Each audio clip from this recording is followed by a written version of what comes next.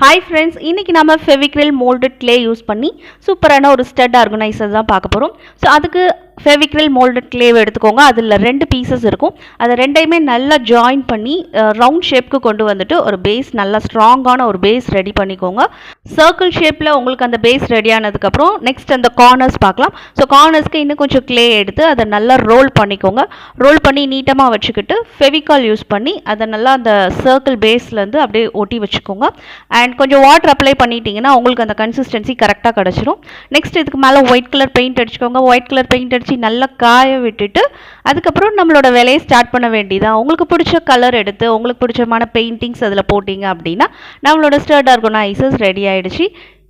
And paint காய்ச்சதுக்கப்புறம் அதுக்கு மேலே shiner apply பண்ணிட்டீங்க அப்படின்னா நம்மளோட ஸ்டட் ஆர்கனைசர் சூப்பராக ரெடி ஆகிடுச்சு. ஸோ இந்த வீடியோ உங்களுக்கு பிடிச்சிருந்தா மறக்காமல் லைக் பண்ணுங்கள். நம்ம சேனல் வால் சுட்டீஸ் ஆட்டு சப்ஸ்கிரைப் பண்ணுங்கள். தேங்க்ஸ் ஃபார் வாட்சிங்.